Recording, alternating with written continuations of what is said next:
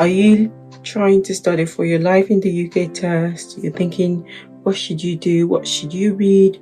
What is the best way to pass all at once? Well, believe me, it can really be daunting, and I was once there where I was searching all over YouTube what I needed to do to pass my Life in the UK test.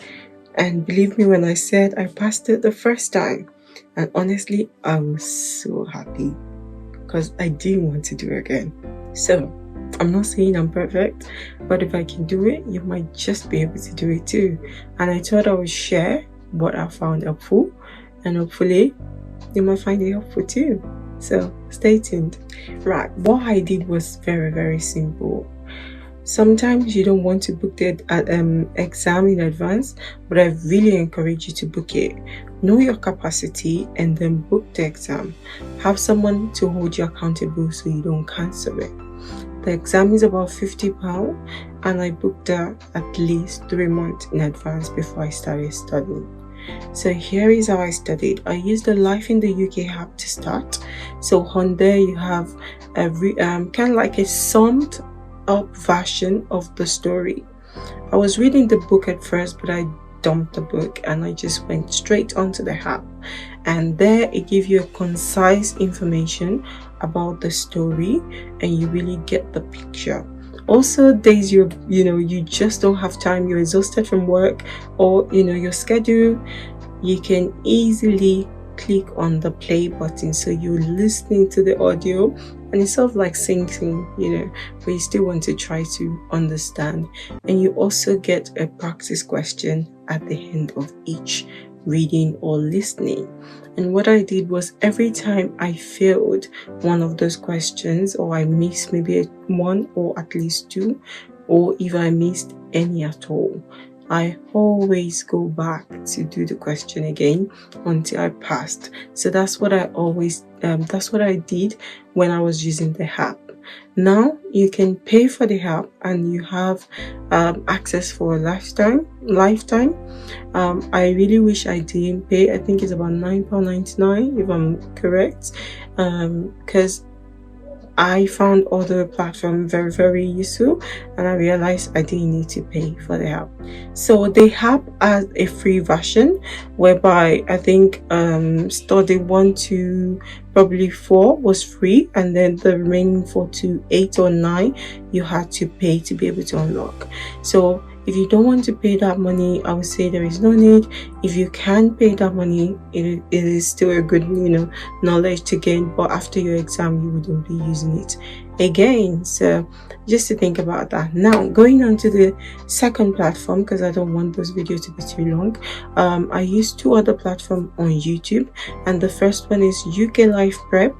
This again is a concise video you can watch, and it gives you a really good summary of what the story again is about.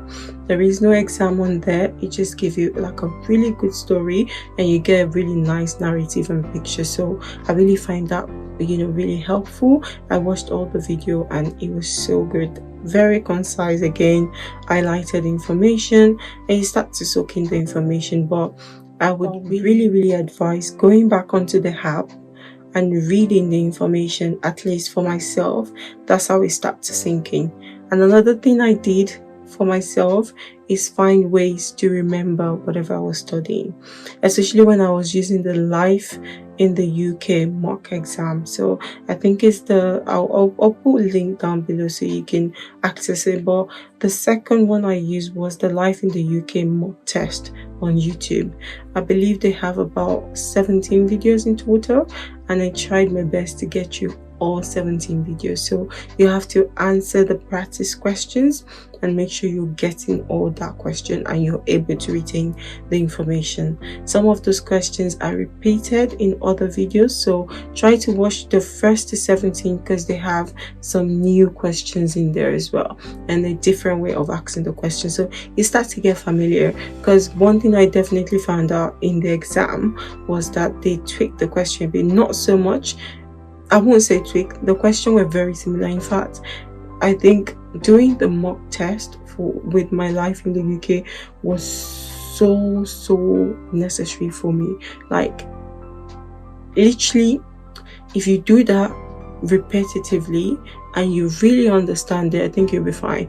But I would say understand it, yes, because if not, you can really get things mixed up. So really understanding that, finding ways to kind of like memorize or keep the answers with you is very important. For myself, I had to make up stories with the answers for it to really start to make sense to me. And in the exam, I struggled a bit because some questions were very similar, but you have to really be specific in your answer. So really understanding that what you've read and the mock test is also very important. I did some extra question, just random online on the day of my test. It's not really necessary. It was just out of worriness and fear, and some was not even helpful because there was like really new ones that I don't think about Brexit. I don't think you will get asked. I might be wrong, but as of 2025, when I did mine, the question were more based on history about the UK. But yeah, they don't show you. I think, I don't know if it was different, but when you pass, they don't show you the score. They just tell you you've passed. But I'll make a video to kind of like tell you how the day went for me, what it was like, and what the setting was like. But thank you so much for listening to the end. That was how I practiced and passed my life in the UK test for the first time.